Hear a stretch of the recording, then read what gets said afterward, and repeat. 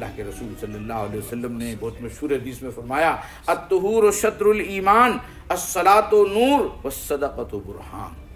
کہ یہ جو نماز ہے یہ نور ہے، نور، اور یہ جو صدقہ ہم دیتے ہیں یہ دلیل ہے ہمارے ایمان کی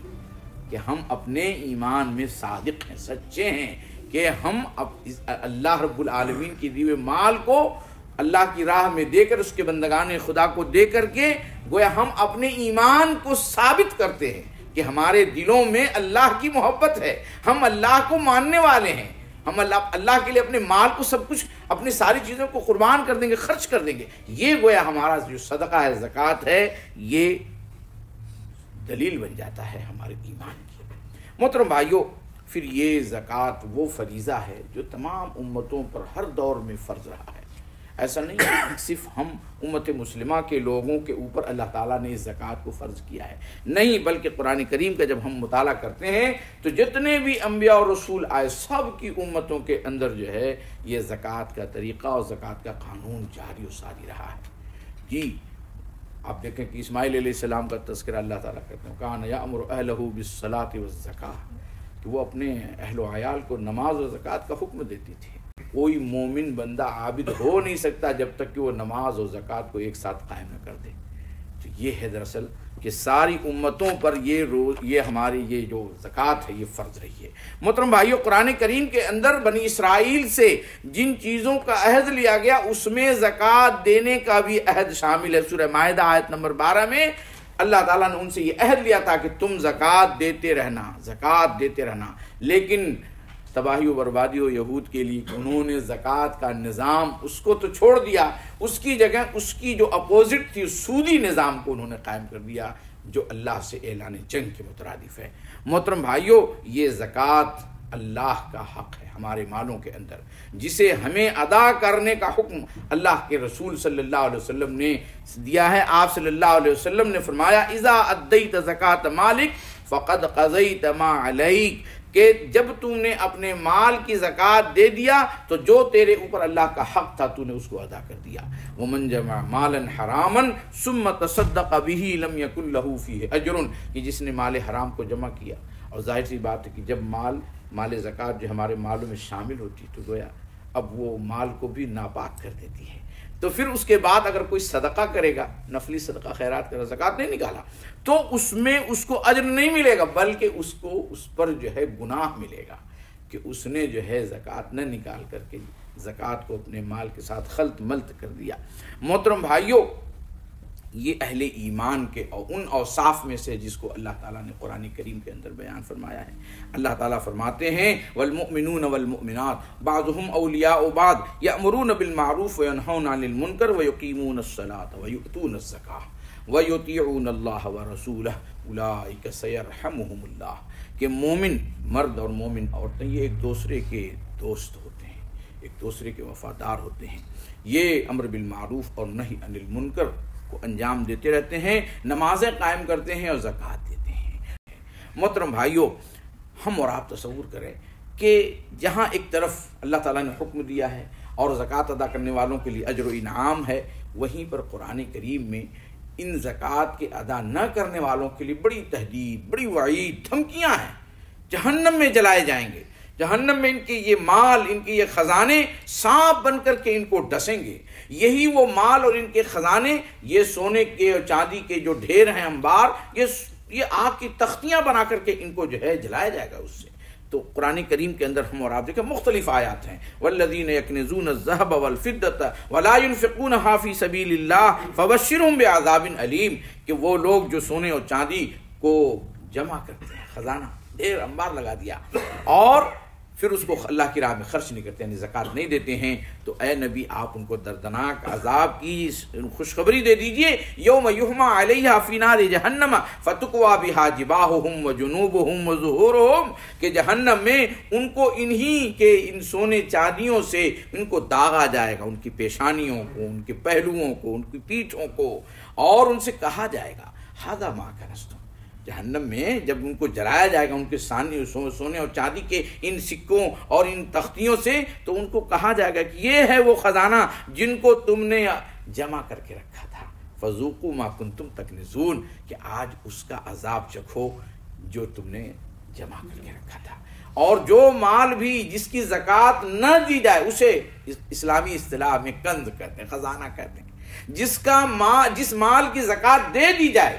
پائی پائی کا حساب کر کے اس کو کنز نہیں کہتے، اس کو چاہے وہ کروڑوں میں ہو، کیونکہ اس صاحب مال نے اپنے مال کی پوری زکوٰۃ نکال دیا، اب اس پر خزانے کا، کنز کا، جمع کرنے کا اطلاق نہیں ہوگا، کیونکہ اس نے جو واجبی حق ہے وہ نکال دیا۔ تو یہ ہم اور آپ دیکھیں۔ اور اسی طرح سے دوسری جو احادیث ہیں، یہ تو وہ آیات ہیں، احادیث کے اندر بھی اللہ کے رسول صلی اللہ علیہ وسلم نے فرمایا کہ بڑا دردناک عذاب ہوگا، اور وہ دردناک عذاب اس انداز سے ہوگا کہ یہ سانپ کی شکل میں اس کے یہ خزانے اس کے گردن کا توق بنا دیے جائیں گے، اور پھر اس کے گلپھڑے کو وہ کاٹیں گے اور وہ کہیں گے انا کنزک انا مالک انا کنزک انا مالک، میں تیرا خزانہ ہوں، میں تیرا مال ہوں، لے آج ہم کاٹتے ہیں تجھ کو۔ تو ہم اور آپ دیکھیں کیا ہم چاہتے ہیں کہ ہم زکوٰۃ ادا نہ کر کے ہم اپنی عاقبت کو خراب کر لیں، اور جہنم کے اندر یہ مال ہم کو سزا دے، ہم کو کاٹے اس میں سانپوں کی شکل میں اور آگ کے انگاروں کی شکل میں ہم کو سزا دے۔ محترم بھائیو، کوئی بھی نہیں چاہے گا۔ محترم بھائیو، آئیے اب ذرا سا تھوڑا زکوٰۃ کے جو فائدے ہیں اس کی طرف ہم جو ہے آپ کو متوجہ کرتے ہیں۔ زکوٰۃ کے بہت سارے فوائد ہیں، لیکن چند فائدے میں آپ کے سامنے تذکرہ کروں گا۔ سب سے پہلی چیز کہ اللہ سے محبت کی راہ کا سب سے بڑا اگر کوئی روڑا ہے تو وہ مال ہے، اور مال کی زکوٰۃ جب مومن دے دیتا ہے تو گویا وہ اب اس کے دل کے اندر خالص اللہ کی محبت جگہ لیتی ہے۔ اور یہی بات میں نے ابھی تھوڑی دیر پہلے آپ کے سامنے بات رکھی کہ یہ مال کو خرچ کروا کر کے اللہ تعالیٰ اپنی محبت کو ہمارے دلوں میں پیوستہ کرنا چاہتے ہیں، اور اسی چیز کو قرآن کریم کے اندر اللہ تعالیٰ نے کہا والذین آمنوا اشد حبا للہ۔ محترم بھائیو، امت کے لیے، امت مسلمہ کے لیے سب سے بڑا فتنہ مال ہے۔ رسول اللہ صلی اللہ علیہ وسلم کو امت کے بارے میں سب سے زیادہ خوف و اندیشہ اگر کسی چیز کی طرف سے تھا تو وہ مال کی کثرت، دنیا کی کشادگی کی طرف سے تھا۔ آپ صلی اللہ علیہ وسلم نے فرمایا دنیا کی محبت ہر برائی کی جڑ ہے، زکوٰۃ دینے سے دل کے اندر سے مال کی محبت دور ہوتی ہے، مال کے حرص کم ہوتی ہے۔ زکوٰۃ جو ہے یہ بخل کا بہترین علاج ہے، اس سے خود غرضی ختم ہوتی ہے، اور زکوٰۃ کا بنیادی مقصد جو ہے وہ تزکیہ نفس ہے، ہمارا نفس پاک ہو جائے۔ اللہ تعالیٰ نے قرآن مجید کے اندر اسی وجہ سے فرمایا خذ من اموالہم صدقۃ تطہرہم وتزکیہم بہا، اے نبی صلی اللہ علیہ وسلم ان سے آپ ان کے مالوں کی زکوٰۃ وصول کیجئے تاکہ اس کے ذریعے سے ان کی تطہیر کیجئے، ان کو پاک کیجئے، ان کا تزکیہ کیجئے۔ تو یہ ہم اور آپ دیکھیں کہ زکوٰۃ اس کے ذریعے سے ہمارے نفوس کا تزکیہ ہوتا ہے، پاکی صفائی ہوتی ہے۔ تو زکوٰۃ سے ایثار و ہمدردی کا جذبہ ابھرتا ہے، لیکن شرط یہ ہے محترم بھائیوں کہ یہ رضائے الہی کی خاطر خرچ کیا جائے، یعنی کوئی اور مقصد ہمارے دینے سے نہ ہو کہ ناموری اور ریاکاری کا جذبہ یا شہرت کا جذبہ، یہ ساری چیزیں یہ اجر و ثواب کو بھی ضائع کر دیتی ہیں، اور پھر اس کا کوئی فائدہ ہم کو نہیں ہوتا ہے۔ اسی لیے حدیث کے اندر آپ صلی اللہ علیہ وسلم نے فرمایا جس نے دکھاوے کے لیے صدقہ دیا اس نے شرک کیا۔ تو ظاہر سی بات ہے کہ ہم جو ہے اپنا مال بھی دے رہے ہیں، لیکن تھوڑا سا ہماری نیت میں کھوٹ آ گیا، اخلاص ختم ہو گیا، تو وہی عمل جو ہے نیکی کے بجائے شرک ہو گیا، گناہ ہو گیا۔ تو اس چیز سے گویا ہمیں بچنے کی ضرورت ہے۔ دوسری جو چیز ہے کہ یہ جو مال ہم دیتے ہیں زکوٰۃ کی شکل میں، یہ دراصل فقراء و مساکین کی کفالت کا ذریعہ ہے۔ ملت اسلامیہ کے اندر ہم اور آپ دیکھیں کتنے زیادہ لوگ نادار ہیں، کتنے زیادہ لوگ جو ہے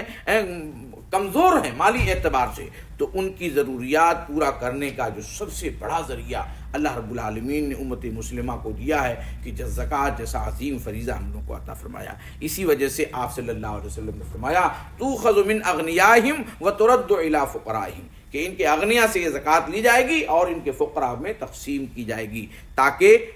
یہ ہمارے فقراء ان کے اندر قوت پیدا ہو، طاقت پیدا ہو، قوت خرید پیدا ہو۔ تو یہ زکوٰۃ، اور آپ دیکھیے اسی وجہ سے یہ جو حدیث ہے اس طرف اشارہ کرتی ہے کہ یہ زکوٰۃ کا ایک سسٹمیٹک نظام ہونا چاہیے، اجتماعی طور سے جمع کی جائے، اور پھر ہمارے سوسائٹی کے فقراء و مساکین کا حساب ہو، ہمارا جس طرح سے پیسے کا حساب ہوتا ہے، ہماری آبادی سوسائٹی کے اندر کون کون لوگ مساکین و فقراء کے فہرست میں آتے ہیں اور ان تک منظم انداز سے زکوٰۃ کو پہنچایا جائے. کہ حدیث پاک میں ہے کہ اللہ کے رسول صلی اللہ علیہ وسلم نے فرمایا اللہ تعالیٰ تمہارے یہ جو زکوٰۃ کے مال ہیں ان کو بڑھاتا ہے، حتیٰ کہ اگر 1 روپیہ ہو، 1 درہم ہو، اس کو بھی بڑھاتا ہے، جو جبل احد کے برابر پہنچ جاتا ہے. اور پھر یہ کہ کبھی زکوٰۃ دینے سے، صدقہ دینے سے مال کم نہیں ہوتا. ایک حدیث کے اندر اللہ کے رسول صلی اللہ علیہ وسلم نے فرمایا ثلاث اقسم علیہن، کہ 3 چیزیں ایسی ہیں کہ جن پر میں قسم کھا کر کہتا ہوں، اور ان میں سے ایک چیز آپ صلی اللہ علیہ وسلم فرمایا ما نقص مال من صدقہ، کہ صدقہ دینے سے، زکوٰۃ دینے سے کوئی مال کم نہیں ہوتا.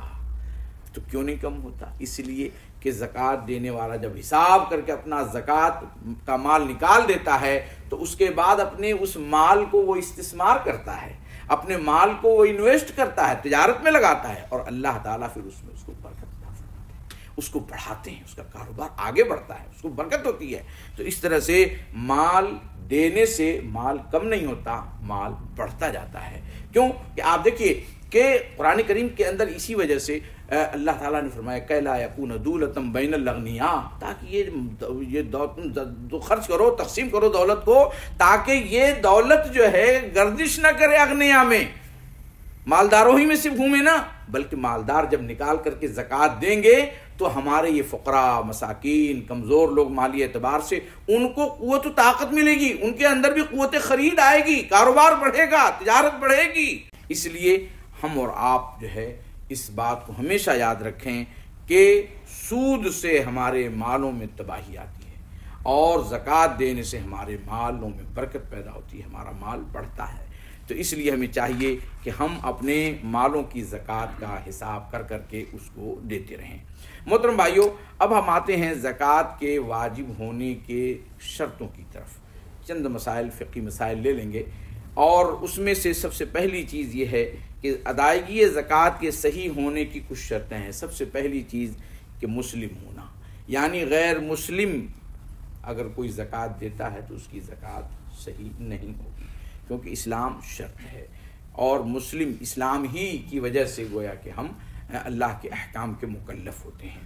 تو سب سے پہلی چیز مسلم ہونا. دوسری چیز عاقل ہونا، یعنی اگر کوئی پاگل ہے، مجنون ہے، تو دیوانہ آدمی ہے، تو اس کی وہ زکوٰۃ دے تو اس کی زکوٰۃ ادا نہیں ہوگی، کیونکہ دیوانہ، مجنون یہ اسلامی شریعت کے احکام کا مکلف نہیں ہے. پھر تیسری چیز ہے بالغ ہونا. نابالغ بچہ اگر زکوٰۃ دے تو اس کی زکوٰۃ ادا نہیں ہوگی. البتہ ان دونوں چیزوں میں علماء کا تھوڑا سا اختلاف ہے جو میں بعد میں بیان کروں گا. چوتھی چیز یہ ہے کہ زکوٰۃ ادا کرنے کی نیت کرنا، یعنی زکوٰۃ بھی ایک عبادت ہے، مالی عبادت. تو جس طرح سے ہم نماز پڑھنے سے پہلے دل میں ہماری یہ نیت ہوتی ہے کہ ہم یہ فجر کی نماز پڑھنے جا رہے ہیں، اور اسی عمرہ کرتے تو عمرے کی نیت کرتے ہیں، زکوٰۃ بھی ادا کرتے وقت نیت کرنا کہ یہ میں زکوٰۃ اپنے مال کی نکال رہا ہوں اللہ کے لیے. پانچویں چیز یہ ہے کہ جس کو دیا جائے اس کو مالک بنا دیا جائے، ہیلا حوالہ نہ کر دیا جائے کہ اس کو دے کر پھر کل کو واپس لے لیا جائے. تو یہ مالک بنانا، جب تک آپ کسی کو حوالے نہ کر دیں زکوٰۃ، اس کو مالک نہ بنا دیں، آپ کی زکوٰۃ ہی ادا نہیں ہوتی، یہ شرط ہے. اور چھٹی چیز یہ ہے کہ قرآن کریم کے اندر جو مدیں 8 مدیں بیان کی گئی ہیں انہی مدوں میں زکوٰۃ کو ادا کرنا.